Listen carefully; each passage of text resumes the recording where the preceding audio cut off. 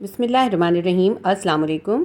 इस वीडियो में मैं आपको फिज़िक्स क्लास 9 की बुक के तमाम चैप्टर्स के एमसीक्यूज़ कराऊंगी। इस एक वीडियो के जरिए आप एग्जाम के अंदर अपनी तमाम बुक के एमसीक्यूज़ रिवाइज कर सकते हैं। फिज़िक्स क्लास 9 चैप्टर 1 है फिजिकल क्वांटिटीज़ एंड मेजरमेंट। आज हम इस चैप्टर का section A multiple choice question करेंगे। मल्टीपल चॉइस क्वेश्चन यानी एमसीक्यूज़ करेंगे। MCQs नंबर 1 है the figure 1.26 shows part of a vernier scale. What is the reading of the vernier scale. तो इसमें ये कह रहे हैं कि ये जो फिगर दी हुई है 1.26 ये वाली फिगर, देखिए हो सकता है कि ये आपको इसमें क्लियर नज़र ना आ रही हो वीडियो के अंदर। तो आप जब ये MCQs करने बैठे ना इस चैप्टर के, तो ख़ास तौर पे आप अपनी बुक ज़रूर साथ में रख के करिएगा। जब आप बुक साथ में रख के करेंगे तो आपको ये पिक्चर जो है क्लियर समझ में आएगी। अब आप देखिए मैं आपको बताती हूँ। इस चैप्टर के अंदर आपने वर्नियर कैलिपर को समझा होगा ना। वर्नियर कैलिपर के अंदर दो स्केल होते हैं, एक होता है मेन स्केल, एक होता है वर्नियर स्केल। अब ये जो ऊपर दिखाई दे रहा है ये है मेन स्केल, और ये जो आपको नीचे दिखाई दे रहा है ये है इसके अंदर वर्नियर स्केल।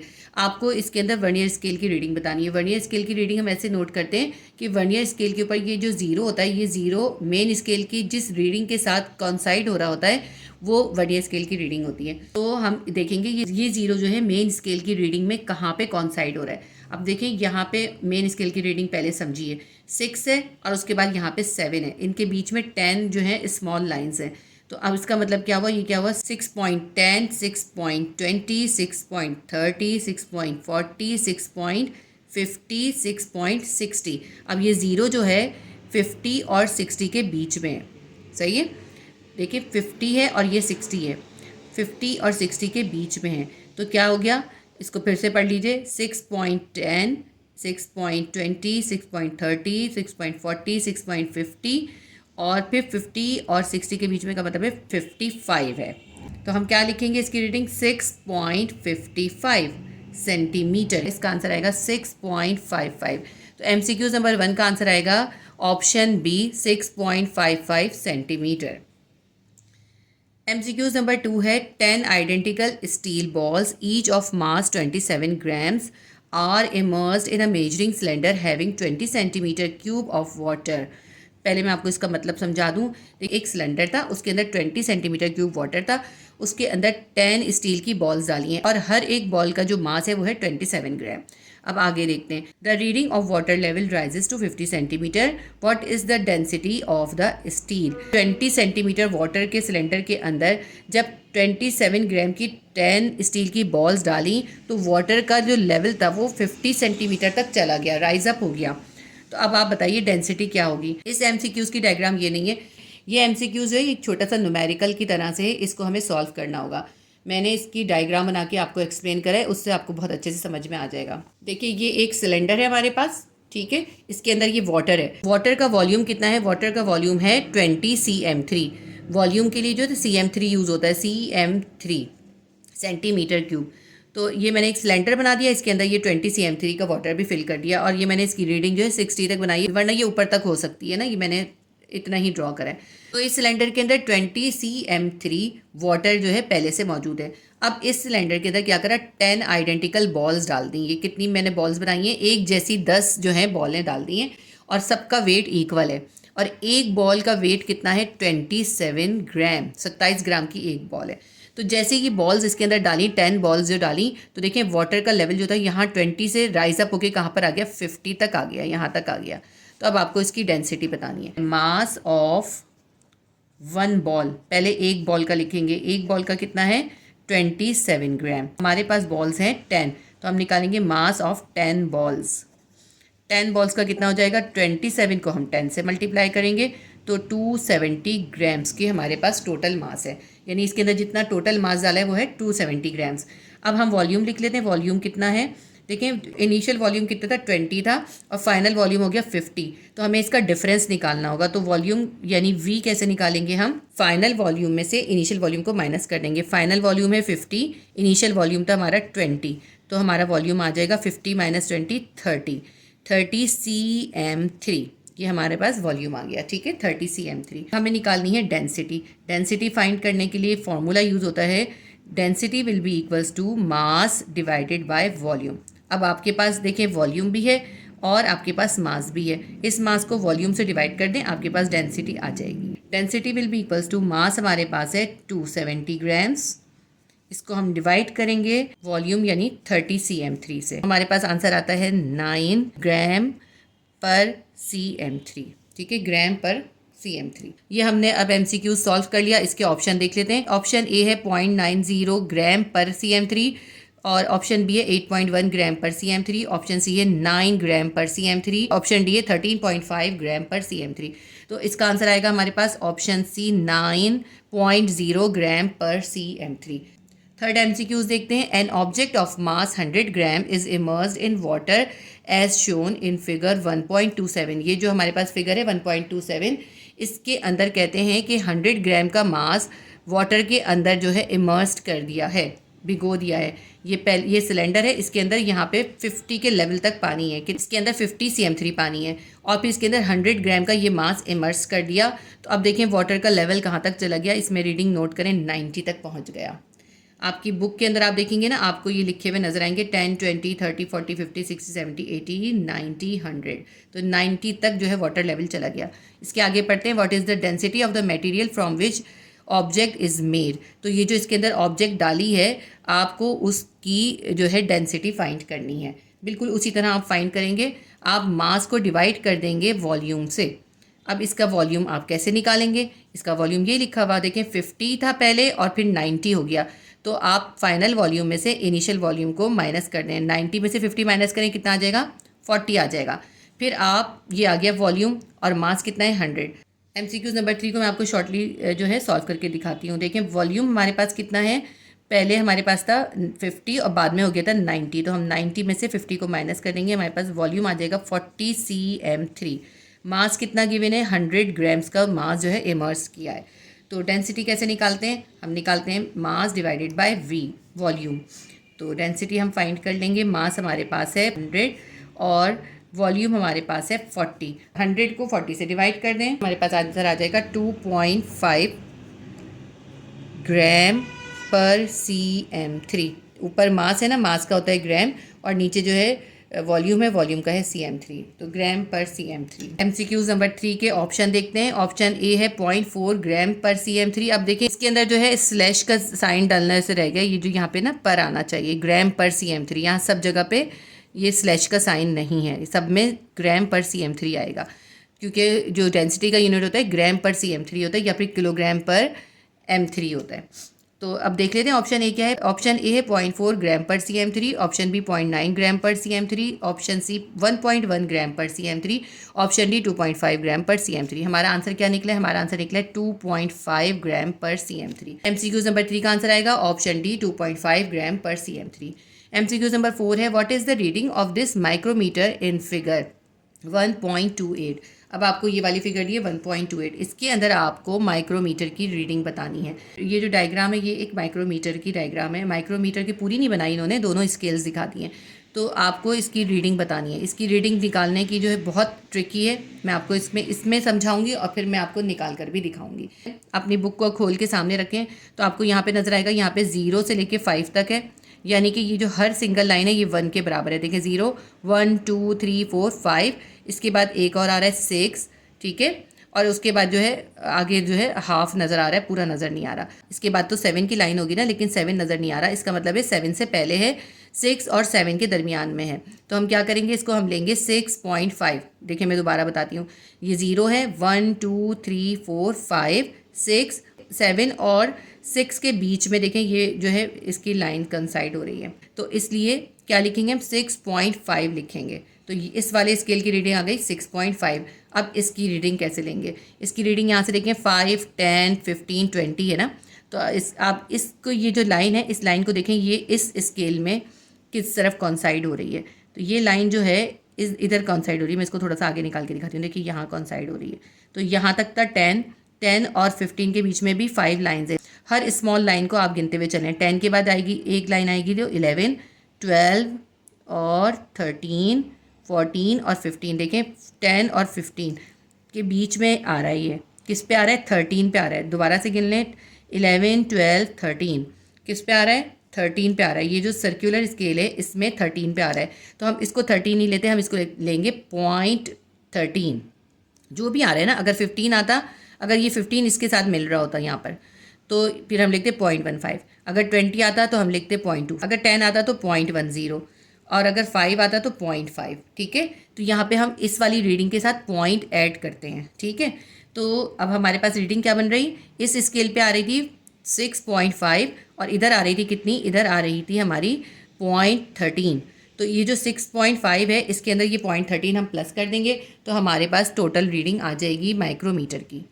मैं आपको करके दिखाती हूँ। तो हमारे पास देखिए मेन स्केल पे रीडिंग आई थी 6.5, और जो सर्कुलर स्केल की उसके साथ रीडिंग कॉइंसाइड हो रही थी वो हो रही थी 0.13, 0.13 हो रही थी ना, 0.13। तो इस 6.5 के अंदर 0.13 को हम प्लस कर देंगे, तो यहाँ पे हम 0 और यहाँ पे 0 ऐड कर देते हैं, तो आसानी से प्लस हो जाएगा। 0 और 3 3, 5 और 1 6, और 6 में 0 प्लस करेंगे 6.63 mm। MCQ नंबर 4 के ऑप्शंस देखते हैं। ऑप्शन ए है 5.43 mm, ऑप्शन बी है 6.63 mm, और ऑप्शन सी है 7.30 mm, ऑप्शन डी है 8.13 mm। हमारा आंसर निकला था 6.63 mm, तो MCQ नंबर 4 का आंसर आएगा option B 6.63 mm। MCQ number 5 है a chip wrapper is 4.5 centimetre long and 5.9 centimetre wide. एक चिप्स का रैपर है, वो 4.5 सेंटीमीटर लंबा है और 5.9 सेंटीमीटर चौड़ा है। Its area up to significant figure will be. आपको इसका एरिया बताना है। एरिया बहुत आसान होता है। एरिया किसके बराबर होता है, area is equals to length multiply by breadth. ये हमारे पास लेंथ है और ये हमारे पास ब्रेथ है, तो आप इस लेंथ को इस ब्रेथ से मल्टीप्लाई कर दें। 4.5 मल्टीप्लाई बाय 5.9 कर दें। 4.5 multiply by 5.9 will be equals to 26.55। तो MCQ नंबर 5 का आंसर क्या आएगा, option C 26.55 centimetre square. Area के साथ जो होता है ना हमेशा स्क्वायर आता है और वॉल्यूम के साथ हमेशा क्यूब आता है, तो एरिया के साथ क्या आएगा 26.55 सेंटीमीटर स्क्वायर। MCQ नंबर 6 है a world wide system of measurement in which the unit of base quantities were introduce is called. Measurements का वर्ल्ड वाइड सिस्टम जिसके अंदर बेस क्वांटिटीज इंट्रोड्यूस कराई गई क्या कहलाता है। ऑप्शन ए है प्रीफिक्सेस, ऑप्शन बी है international system of units, option C है हेक्साडेसिमल सिस्टम, ऑप्शन डी है नन ऑफ अबव। इसका आंसर आएगा option B international system of unit. MCQ number 7 है all accurately known digit and first doubtful digit in an expression are known as.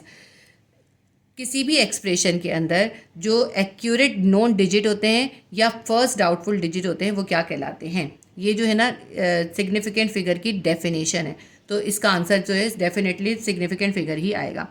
तो option A है non significant figure, option B है significant figures, option C है estimated figures, option D है crossed figure. MCQ number 7 का answer आएगा option B significant figure. MCQ number 8 है if zero lines of vernier scale coincides with zero of main scale then zero error is. देखिए अगर vernier scale को आप जो है बगैर कोई चीज़ रखे बंद कर दें, क्लोज करें, तो उसका जो वर्नियर स्केल है और उसका जो मेन स्केल है अगर उनके ज़ीरो आपस में कोइंसाइड्स हो रहे हों यानी मिल रहे हों तो फिर उनके अंदर कोई ज़ीरो एरर नहीं होता। हम कहते हैं ज़ीरो एरर इसके अंदर नहीं है। ठीक है, तो जीरो एरर क्या होगा, उसके अंदर जीरो होगा। तो इसके अंदर हमें यही कंडीशन दी गई है कि एक वर्नियर स्केल है और उसके वर्नियर स्केल का जीरो और मेन स्केल का जीरो आपस में कॉन्साइड कर रहे हैं, तो उसके अंदर कौन सा एरर होगा हमें ये बताना है। तो ऑप्शन ए है पॉजिटिव, ऑप्शन बी है जीरो, ऑप्शन सी है नेगेटिव, ऑप्शन डी है 1।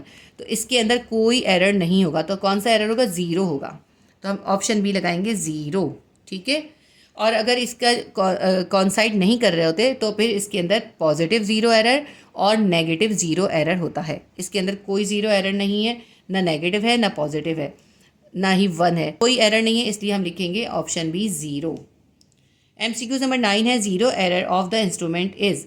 जो इंस्ट्रूमेंट्स के अंदर ज़ीरो एरर आता है यानी कि अगर उसके दो स्केल हैं, उन दोनों स्केल को हम मिलाएं तो उसके ज़ीरो आपस में कॉन्साइड ना करें, आपस में ना ज्वाइन हो रहे हों, एक दूसरे के आमने सामने ना आ रहे हों, वो कहलाता है ज़ीरो एरर। ठीक है, ये आपने जो है वर्नियर कैलिपर के अंदर और स्क्रू गेज के अंदर पढ़ा होगा। ये जो ज़ीरो एरर होता है ये इंस्ट्रूमेंट की ख़राबी की वजह से होता है, इंस्ट्रूमेंटल होता है।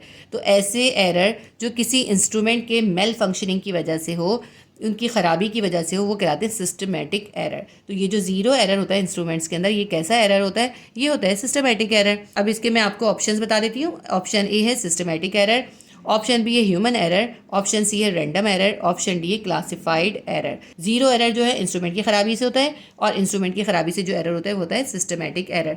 तो एमसीक्यूज नंबर 9 का आंसर आएगा option A systematic error. MCQs number 10 है length, mass, electric current, time, intensity of light and amount of substances are the examples of. इन्होंने हमें इसमें कुछ क्वांटिटीज़ दी हैं मुख्तलिफ, जिसमें है लेंथ है, मास है, इलेक्ट्रिक करंट है, टाइम है, इंटेंसिटी ऑफ लाइट है और अमाउंट ऑफ सब्सटेंसेज है। तो ये इन्होंने पूछा है ये कौन सी क्वांटिटीज़ होती हैं। तो ऑप्शन ए है बेस क्वांटिटीज़, ऑप्शन बी है ड्राइव्ड क्वांटिटीज़, ऑप्शन सी है प्रीफिक्सेस, ऑप्शन डी है क्वार्टाइल क्वांटिटीज़। तो इसका आंसर आएगा बेस क्वांटिटीज़। ये जो length, mass, electric current, time, intensity of light है, ये है base quantities. Option A answer आएगा बेस क्वांटिटीज़। एमसीक्यूज नंबर 10 का आंसर होगा ऑप्शन ए बेस क्वांटिटीज़। तो हमारे चैप्टर 1 का एमसीक्यूज का सेक्शन ए कंप्लीट हो गया। फिजिक्स क्लास 9 चैप्टर नंबर 2 है काइनेमेटिक्स। एमसीक्यूज नंबर 1 है scalar quantities have dash and suitable units. Scalar quantities के अंदर डैश और सूटेबल यूनिट होता है। ऑप्शन ए है मैग्नीट्यूड, ऑप्शन बी है डायरेक्शन, ऑप्शन सी है बोथ ए एंड बी, यानी मैग्नीट्यूड और डायरेक्शन दोनों। तो जो स्केलर क्वांटिटीज़ होती हैं उसके अंदर मैग्नीट्यूड और सूटेबल यूनिट होता है। तो एमसीक्यूज नंबर 1 का आंसर आएगा ऑप्शन ए मैग्नीट्यूड। एमसीक्यूज नंबर 2 है vector quantities have dash along with magnitude and unit. Vector quantities के अंदर मैग्नीट्यूड और यूनिट के साथ डैश भी होता है, यानी वेक्टर क्वांटिटीज़ के अंदर मैग्नीट्यूड और यूनिट के अलावा और क्या होता है। ऑप्शन ए है मैग्नीट्यूड, ऑप्शन बी है डायरेक्शन, ऑप्शन सी है बोथ ए एंड बी, यानी मैग्नीट्यूड और डायरेक्शन दोनों। तो वेक्टर क्वांटिटीज़ जो होती हैं उनमें हमें मैग्नीट्यूड और यूनिट के साथ साथ उनकी डायरेक्शन भी मालूम होती है। तो एमसीक्यूज नंबर 2 का आंसर आएगा option B direction. MCQs number 3 है which one is a vector quantity. हमें कुछ ऑप्शन दिए, हमें बताना है उनमें से कौन सी क्वांटिटी वेक्टर क्वांटिटी है। ऑप्शन ए है मास, ऑप्शन बी है वेट, ऑप्शन सी है टाइम। वेक्टर क्वांटिटीज़ वो क्वांटिटीज़ होती हैं जिसमें हमें मैग्नीट्यूड, यूनिट और डायरेक्शन तीनों चीज़ें मालूम होती हैं। हमें बताना है कि इन ऑप्शंस में से कौन सा ऑप्शन जो है वेक्टर क्वांटिटी है, यानी जिसकी हमें डायरेक्शन भी मालूम होती है। तो ऑप्शन ए है मास, मास की डायरेक्शन हमें नहीं मालूम होती। ऑप्शन बी है वेट, वेट की डायरेक्शन हमें मालूम होती है। ऑप्शन सी है टाइम, टाइम की कोई डायरेक्शन नहीं होती। एमसीक्यूज नंबर 3 का आंसर आएगा ऑप्शन बी वेट। वेट जो है एक वेक्टर क्वांटिटी है, जबकि मास और टाइम जो हैं ये दोनों स्केलर क्वांटिटीज़ हैं। एमसीक्यूज नंबर 4 है which one is a scalar quantities. हमें 3 ऑप्शन दिए, बताना है इनमें से कौन सा स्केलर क्वांटिटी है। हमें ऐसी क्वांटिटी इसमें से मार्क करनी है जिसकी हमें डायरेक्शन मालूम नहीं होती। ऑप्शन ए है टाइम, ऑप्शन बी है फोर्स, ऑप्शन सी है वेलोसिटी। देखिए टाइम वो क्वांटिटी है जिसकी हमें डायरेक्शन नहीं मालूम होती, जबकि फोर्स की भी हमें डायरेक्शन मालूम होती है और वेलोसिटी की भी डायरेक्शन हमें मालूम होती है। तो एमसीक्यूज नंबर 4 का आएगा ऑप्शन ए टाइम। टाइम एक स्केलर क्वांटिटी है। एमसीक्यूज नंबर 5 है distance is a dash quantity. Distance कौन सी क्वांटिटी होती है? हमें बताना है कि डिस्टेंस स्केलर है या वेक्टर है। ऑप्शन ए है वेक्टर, ऑप्शन बी है स्केलर, ऑप्शन सी है बोथ ए एंड बी। तो डिस्टेंस जो है वो एक स्केलर क्वांटिटी है, क्योंकि डिस्टेंस के अंदर हमें मैग्नीट्यूड और यूनिट तो मालूम होता है लेकिन उसकी डायरेक्शन नहीं मालूम होती। तो एमसीक्यूज नंबर 5 का आंसर आएगा option B scalar. MCQs number 6 है what is SI unit of acceleration. Acceleration का एसआई यूनिट क्या होता है? ऑप्शन ए है एमएस की पावर -1, या हम इसको पढ़ सकते हैं metre per second. Option B है एमएस की पावर -2 और इसको हम पढ़ सकते हैं metre per second square. Option C है एनएम यानी न्यूटन मीटर। एक्सेलरेशन का जो एसआई यूनिट होता है वो होता है metre per second square. MCQs number 6 का आंसर आएगा ऑप्शन बी एमएस की पावर -2। एमसीक्यूज नंबर 7 है what is SI unit of velocity. Velocity का आपको एसआई यूनिट बताना है।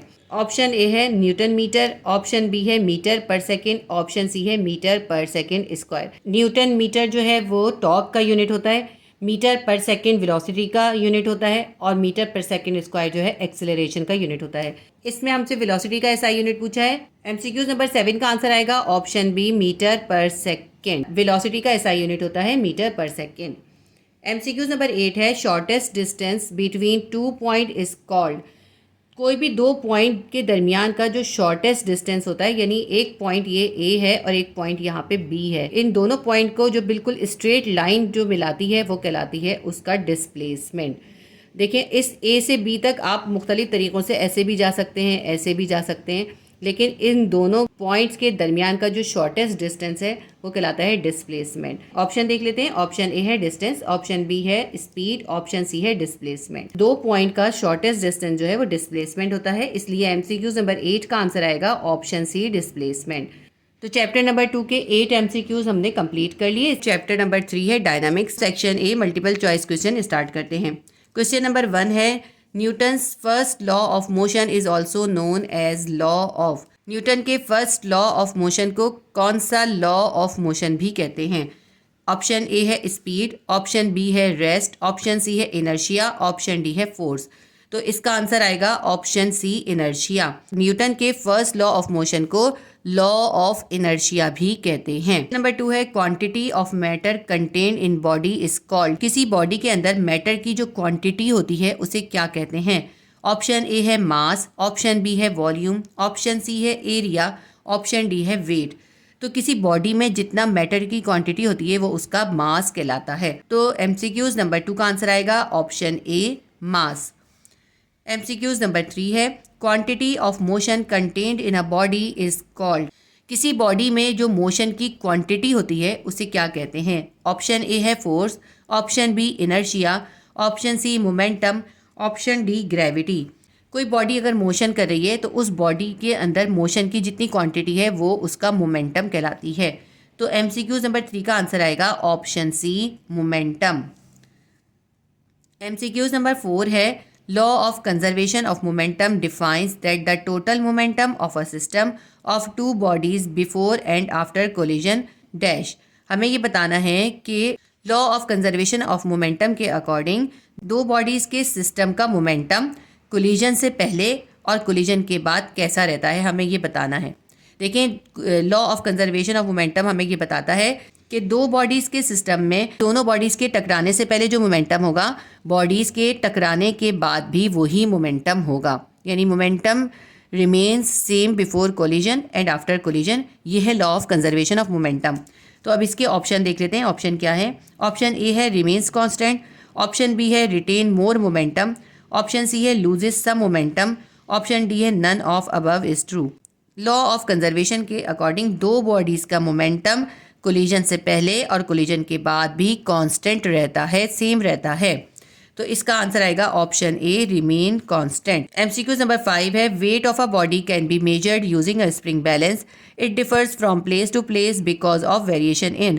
कहते हैं कि अगर किसी बॉडी का वेट हम स्प्रिंग बैलेंस के ज़रिए मालूम कर रहे हो और उसको हम मुख्तलिफ जगहों पर रख के उसका वेट मालूम करें तो उसमें डिफरेंस आता है, वो वेट डिफरेंट आता है। इसकी क्या वजह है? किसी भी बॉडी का वेट जो होता है वो ग्रेविटेशनल फोर्स पे डिपेंड करता है।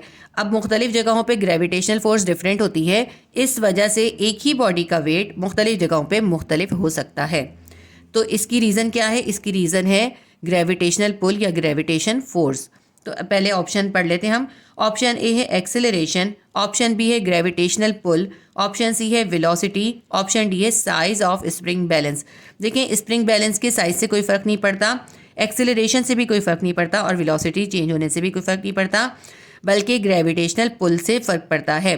ग्रेविटेशनल एक्सेलरेशन भी हो सकता है यहाँ पर, ठीक है, लेकिन सिर्फ एक्सेलरेशन नहीं होता, ग्रेविटेशनल पुल या फिर ग्रेविटेशनल एक्सेलरेशन इसका ऑप्शन होता है। तो एमसीक्यूज नंबर 5 का आंसर आएगा option B gravitational pull. MCQs number 6 है it is easier to push an empty shopping cart than a full one. एक भरी हुई शॉपिंग कार्ट की निस्बत एक खाली शॉपिंग कार्ट को पुश करना आसान होता है। The filled cart has more mass than the empty one, this can be expressed by. क्योंकि फील्ड कार्ट का मास खाली कार्ट से ज़्यादा होता है। इसको हम किस तरह से जाहिर कर सकते हैं? देखिए, अगर एक खाली शॉपिंग कार्ट है तो हम उसको आसानी से कम फोर्स के साथ पुश कर सकते हैं, लेकिन एक भरी हुई कार्ट के लिए हमें ज़्यादा फोर्स लगानी पड़ती है। जो फोर्स है वो डायरेक्टली प्रोपोर्शन है मास के, क्योंकि खाली कार्ट का मास कम था इसलिए हमें कम फोर्स लगानी पड़ रही थी। फुल कार्ट का मास क्योंकि ज़्यादा हो गया तो इसलिए हमें ज़्यादा फोर्स लगानी पड़ रही है। इससे हमें क्या पता चल रहा है? इससे हमें पता चल रहा है कि फोर्स और मास जो है वो डायरेक्टली प्रोपोर्शन है। अगर मास कम है तो फोर्स कम लगेगी, और मास बढ़ा दिया है तो फोर्स भी ज़्यादा लगानी पड़ेगी। तो अब इसके ऑप्शन देखते हैं। ऑप्शन ए है F is greater than M, force mass से ज़्यादा है। ऑप्शन बी है F is lesser than M, force mass से कम है। ऑप्शन सी है force is inverse proportion to M, force mass के इनवर्स प्रोपोर्शन है, यानी मास बढ़ाएं तो फोर्स कम हो जाएगी या मास कम करें तो फोर्स ज़्यादा हो जाएगी, इनवर्स प्रोपोर्शन है। ऑप्शन डी है force is directly proportion to M, force mass के डायरेक्टली प्रोपोर्शन है, मास ज़्यादा होगा तो फोर्स ज़्यादा लगानी पड़ेगी, मास कम होगा तो फोर्स कम लगेगी। तो MCQ नंबर 6 का आंसर आएगा option D, force is directly proportion to M, force जो है मास के डायरेक्टली प्रोपोर्शन है। MCQ नंबर 7 है centrifugal force is always directed, centrifugal force की डायरेक्शन हमेशा किस तरफ होती है? ऑप्शन ए है टूवर्ड सेंटर, सेंटर की तरफ। ऑप्शन बी है अवे फ्रॉम सेंटर, सेंटर से दूर। ऑप्शन सी है along the circular path, circular path के अलोंग। ऑप्शन डी है ऑल साइड्स, तमाम साइड्स की तरफ। देखिए सेंट्रीफ्यूगल फोर्स की डायरेक्शन हमेशा अवे फ्रॉम सेंटर होती है, सेंटर से दूर होती है, सेंटर के ऑपोजिट होती है। MCQ नंबर 7 का आंसर आएगा option B, away from centre. MCQ number 8 है friction opposes motion between two bodies in contact because, यानी अगर कोई दो बॉडीज अगर कांटेक्ट में हो उसके अंदर अगर फोर्स लगा के मूवमेंट पैदा की जाए तो फ्रिक्शन की फोर्स उसकी मोशन को अपोज करती है, उसकी मोशन को रोकती है। हमें इसकी रीज़न बतानी है। ऑप्शन ए है चार्जेस ऑन बॉडीज, फ्रिक्शन की फोर्स की वजह बॉडीज़ के ऊपर चार्ज का होना है। ऑप्शन बी है वेट ऑफ बॉडीज़, बॉडीज़ के वेट की वजह से। ऑप्शन सी है रफनेस ऑफ सरफेस, सरफेसेस की रफनेस की वजह से। ऑप्शन डी है नन ऑफ अबव, इनमें से कुछ भी नहीं। जब भी कोई दो बॉडीज़ आपस में कांटेक्ट में होती हैं तो उनकी सरफेसेस आपस में टच हो रही होती हैं, तो जब उनको मूव करा जाता है तो उनकी सरफेसेस अगर रफ़ होती हैं तो उनके अंदर फ्रिक्शन की फोर्स ज़्यादा होती है, अगर वो रफ़ नहीं होती, स्मूथ होती हैं, तो फ्रिक्शन बहुत कम होती है। तो ये फ्रिक्शन की फोर्स जो होती है वो असल में सरफेसेस की रफनेस या डिफॉर्मेशन की वजह से होती है। तो MCQ नंबर 8 का आंसर आएगा option C, roughness of surfaces. दो बॉडीज जो कि कांटेक्ट में हैं उनके मोशन को फ्रिक्शन की फोर्स उनकी सरफेसेस की रफनेस की वजह से अपोज करती है। तो MCQ नंबर 8 का आंसर है option C, roughness of surfaces. MCQ number 9 है which statement is true for limiting frictional force, limiting frictional force के लिए कौन सा स्टेटमेंट सही है? ऑप्शन ए है it is greater then rolling friction, limiting friction जो है वो रोलिंग फ्रिक्शन से ज़्यादा ग्रेटर होती है, तो लिमिटिंग फ्रिक्शन रोलिंग फ्रिक्शन से ग्रेटर होती है, ये ऑप्शन करेक्ट है। ऑप्शन बी देखते हैं, it is greater then sliding friction, limiting friction sliding friction से भी ज़्यादा होती है, ये भी करेक्ट है। ऑप्शन सी है it is greater then kinetic friction, limiting friction kinetic friction से ज़्यादा होती है, ये ऑप्शन भी करेक्ट है। ऑप्शन डी है ऑल आर ट्रू, ये सारे ऑप्शन जो हैं वो सही हैं। तो देखें हमें पता है कि लिमिटिंग फ्रिक्शन जो है रोलिंग फ्रिक्शन, स्लाइडिंग फ्रिक्शन और काइनेटिक फ्रिक्शन से ज़्यादा होती है, ग्रेटर होती है, तो इसका मतलब है ये तीनों ऑप्शन सही हैं। तो MCQ नंबर 9 का आंसर हम लगाएंगे option D, all are true. MCQ number 10 है a man pulls a crate of mass 25 kilogram across levelled ground with a horizontal force of 60 newton. एक आदमी एक क्रेट को जिसका मास 25 किलोग्राम है उसके ऊपर 60 न्यूटन की हॉरिजॉन्टल फोर्स लगा के उसे ग्राउंड पर पुल कर रहा है। Constant force of friction of 20 newton act on the sledge, उस स्लेज के ऊपर जो है 20 न्यूटन की फ्रिक्शन फोर्स भी अप्लाई हो रही है। What is the acceleration of the sledge, आपको स्लेज का एक्सेलरेशन बताना है। तो चैप्टर 3 के MCQs नंबर 10 को हमें सॉल्व करना होगा। ये एक छोटा सा न्यूमेरिकल है, इसको हम सॉल्व करके देख लेते हैं। देखिए हमारे पास मास गिवन है, मास हमारे पास है 25 kg, ठीक है, डेटा बना लेते हैं हम। उस आदमी ने 60 न्यूटन की फोर्स अप्लाई करी है हॉरिजॉन्टली और 20 न्यूटन की जो फोर्स है वो है फ्रिक्शन की फोर्स, FS कितनी है वो है 20 न्यूटन। तो देखिए हमें नेट फोर्स निकालनी होगी, तो हम नेट फोर्स निकालेंगे डेल्टा F या नेट फोर्स कह लें। तो 60 में से हम इस 20 न्यूटन को माइनस कर देंगे। देखिए 60 न्यूटन की फोर्स लगा रहे हैं और 20 न्यूटन की फोर्स ऑफ फ्रिक्शन है, तो कितनी टोटल फोर्स लग रही है? अगर हम इस 60 में से 20 माइनस करेंगे हमें पता चल जाएगा कि 40 न्यूटन की फोर्स अप्लाई हो रही है। और हमें फाइंड क्या करना है, हमें इसमें स्लेज का एक्सेलरेशन यानी ग्रेविटेशनल फोर्स फाइंड करनी है। F किसके बराबर होता है, F is equals to mg होता है। हमें g फाइंड करना है, g को हम इधर ही छोड़ देंगे, m को F के पास ले जाएंगे, डिवाइड कर देंगे। फोर्स को हम मास से डिवाइड कर देंगे। फोर्स हमारे पास है, नेट फोर्स हम लिखेंगे इसके अंदर 40 न्यूटन और इसको हम डिवाइड करेंगे 25 से। 40 को 25 से डिवाइड करें, हमारे पास आ जाएगा 1.6 मीटर पर सेकेंड स्क्वायर। हमने MCQ नंबर 10 का सॉल्यूशन निकाल लिया, आंसर आया है 1.6 मीटर पर सेकेंड स्क्वायर। तो MCQ नंबर 10 का आंसर हम लिखेंगे option B 1.6 metre per second square. Section A के 10 MCQs कंप्लीट हो गए। Chapter number 4 turning effect of forces. MCQs number 1 है a pair of unlike parallel forces having different lines force produce. एक unlike parallel forces का pair जिनकी force line different हो वो क्या प्रोड्यूस करती हैं। ऑप्शन ए है equilibrium, option B torque, option C a couple, option D unstable equilibrium. Unlike parallel forces जिनकी फोर्स लाइन डिफरेंट हो, फोर्स लाइन डिफरेंट होने का मतलब है यानी दोनों फोर्सेज की डायरेक्शन ऑपोजिट हो, तो ऐसी unlike parallel forces couple produce करती हैं। MCQs नंबर 1 का आंसर आएगा option C couple. MCQs number 2 है head to tail rule can be use to add dash forces. Head and tail rule जो है वो कितनी फोर्सेज को ऐड करने के लिए यूज किया जा सकता है। ऑप्शन ए है 2, option B 3, option C 5, option D any number of. तो हेड एंड टेल रूल के जरिए हम जितनी भी फोर्सेज हों, चाहे वो उनकी तादाद कितनी भी हो, उन सबको ऐड कर सकते हैं। तो MCQs नंबर 2 का आंसर आएगा option D any number of. हम कितनी भी तादाद की फोर्सेस को ऐड कर सकते हैं हेड एंड टेल रूल से। MCQs नंबर 3 है a force of 15 Newton makes an angle of 60 degree with horizontal. एक 15 न्यूटन की फोर्स है जो कि एक्स एक्सिस के साथ 60 का एंगल बना रही है, यानी थीटा जो है वो 60 डिग्री है और फोर्स है 15 Newton. It's vertical component will be. तो हमें इसका वर्टिकल कंपोनेंट फाइंड करना है। आपको पता है फोर्स F का वर्टिकल कंपोनेंट क्या होता है, Fy होता है। हमें Fy इसके अंदर फाइंड करना है। ये एक छोटा सा न्यूमेरिकल है, इसको हम सॉल्व करते हैं। सबसे पहले डेटा देख लीजिए, फोर्स कितनी है इसके अंदर 15 न्यूटन और थीटा कितना है, थीटा है 60 और हमें फोर्स का वर्टिकल कंपोनेंट यानी Fy इसके अंदर फाइंड करना है।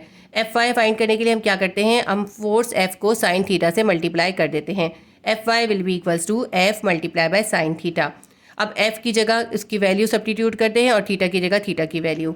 फोर्स हमारे पास है 15 न्यूटन, फोर्स की जगह हमने लिख लिया 15 मल्टीप्लाई बाय साइन थीटा की जगह हम लिखेंगे 60 डिग्री। जितना हमें एंगल दिया होता है उतना हम इसके अंदर लिख लेते हैं। तो 15 मल्टीप्लाई बाय साइन 60 हो गया।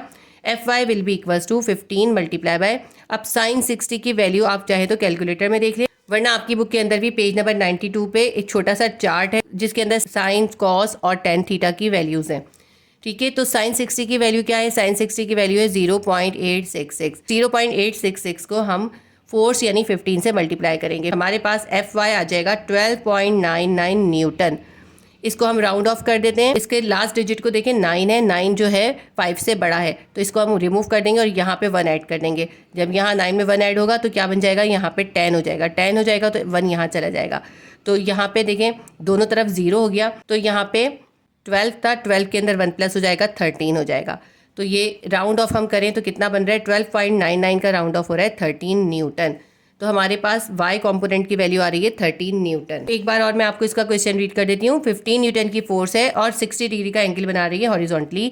इसका वर्टिकल कंपोनेंट हमें फाइंड करना है। ऑप्शन ए है 15 न्यूटन, ऑप्शन बी है 10 न्यूटन, ऑप्शन सी है 13 न्यूटन, ऑप्शन डी है 7 न्यूटन। अब देखें इसके अंदर कहीं भी 12 न्यूटन नहीं है, ना ही कोई पॉइंट में है। जब हम 12.99 का राउंड ऑफ करेंगे तो 30 न्यूटन बनेगा। तो MCQ नंबर 3 का आंसर आएगा ऑप्शन सी 13 न्यूटन।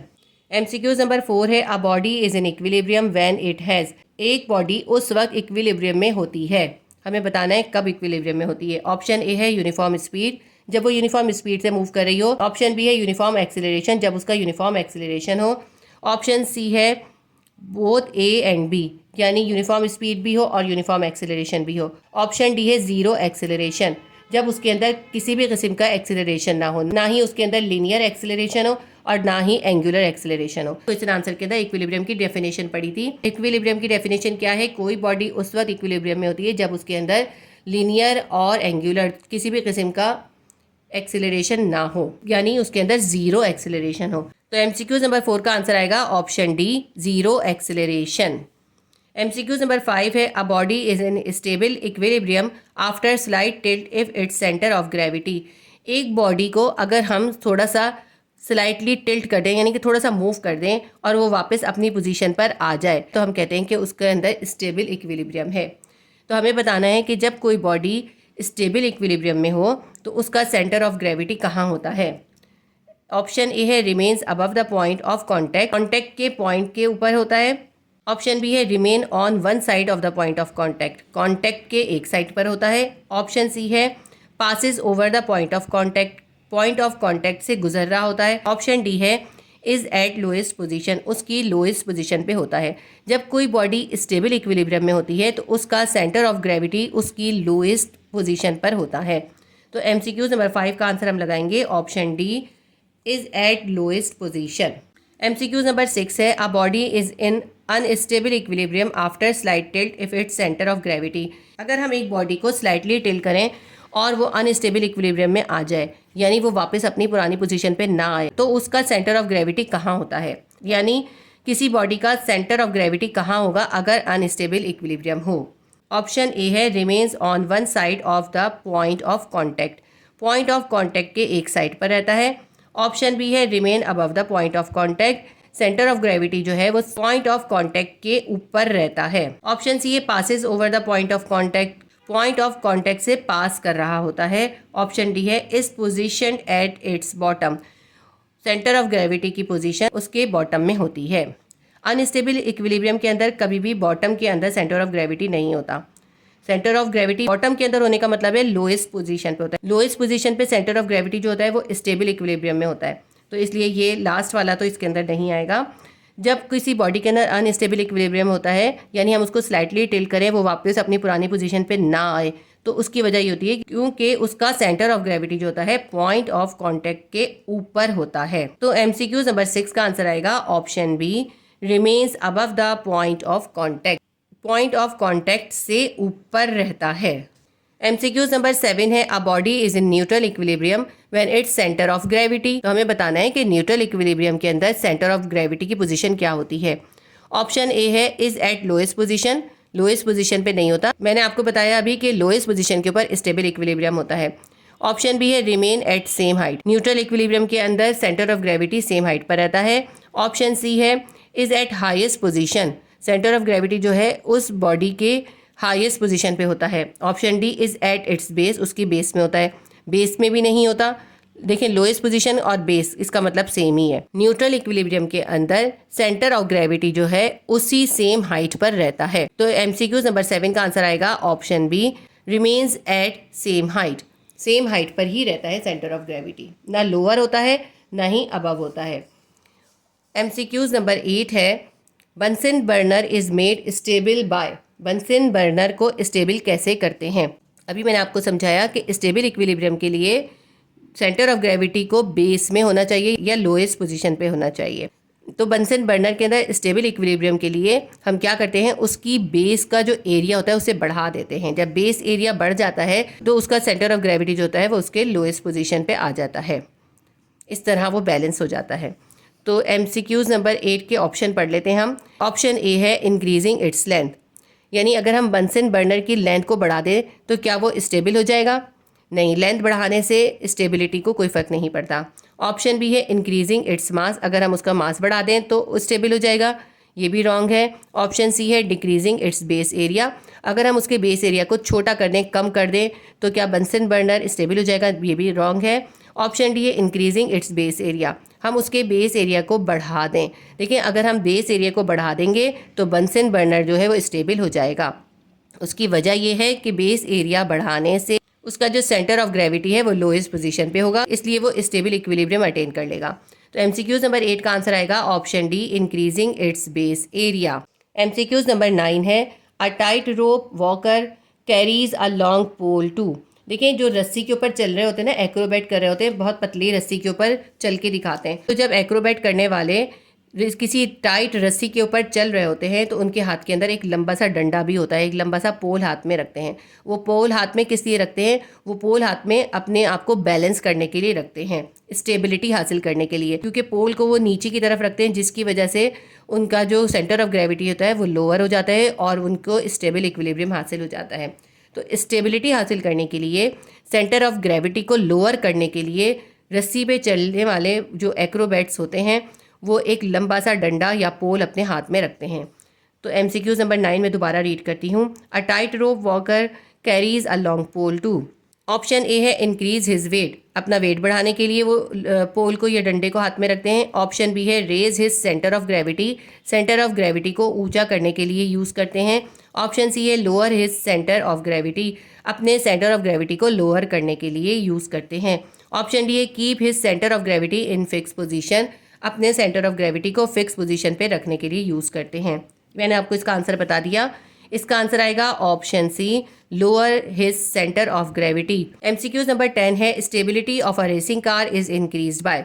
किसी रेसिंग कार की स्टेबिलिटी बढ़ाने के लिए क्या करते हैं? रेसिंग कार की स्टेबिलिटी बढ़ाने के लिए क्या करते हैं? उसका जो बेस एरिया होता है उसे हैवी बना देते हैं। जैसे हमने बंसन बर्नर को स्टेबल करने के लिए क्या करा था, उसका बेस एरिया बढ़ा दिया था, इंक्रीज कर दिया था बेस एरिया। तो रेसिंग कार्स रेसिंग के दौरान में जब डिसबैलेंस हो जाएं तो स्टेबल इक्विलिब्रियम के लिए, ताकि वो अपनी पुरानी पोजीशन पर वापस आ सकें, उसके लिए उनका बेस जो होता है उस बेस को हैवी कर देते हैं। बेस को हैवी करने से क्या होता है, उनका जो सेंटर ऑफ ग्रेविटी होता है वो लोअर हो जाता है।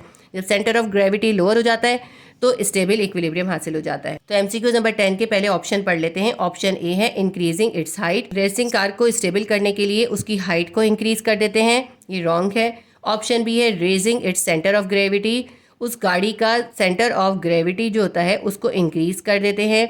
ऑप्शन सी है डिक्रीजिंग इट्स विड्थ, गाड़ी की चौड़ाई को बढ़ा देते हैं, विड्थ को ज़्यादा कर देते हैं। ऑप्शन डी है lowering it's centre of gravity, उसके सेंटर ऑफ ग्रेविटी को लोअर कर देते हैं।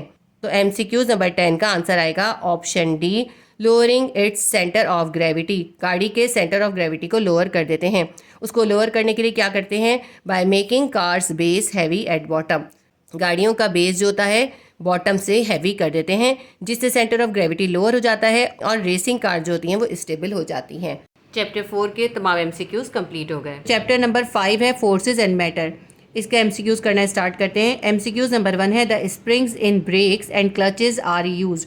ब्रेक्स और क्लचेज जो होते हैं उनके अंदर स्प्रिंग यूज होते हैं, उसकी क्या रीज़न होती है? ऑप्शन ए है to restore original position, option B to measure force, option C to absorb shock, option D to absorb strain energy. Brakes और क्लचेस के अंदर स्प्रिंग्स यूज़ किए जाते हैं ताकि ब्रेक्स और क्लचेस जो है वो ख़राब ना हो, उनकी ओरिजिनल कंडीशन सही रहे। MCQ नंबर 1 का आंसर आएगा option A, to restore original position. MCQ number 2 है if the material recovers the original dimensions when an external force is removed, this deformation is known as dash deformation. अगर किसी material के ऊपर force लगाई जाए और उससे वो डिफॉर्म हो जाए, और जब फोर्स को हटा दें तो उसकी डिफॉर्मेशन जो है वो ख़त्म हो जाए। जब किसी मटेरियल के ऊपर एक्सटर्नल फोर्स लगाई जाती है तो वो डिफॉर्म हो जाती है, तो जब एक्सटर्नल फोर्स हटा लें, उसकी डिफॉर्मेशन ख़त्म हो जाए, वो अपनी ओरिजिनल पोजीशन पे वापस आ जाए, तो उसको क्या कहते हैं? ऐसी डिफॉर्मेशन को क्या कहते हैं?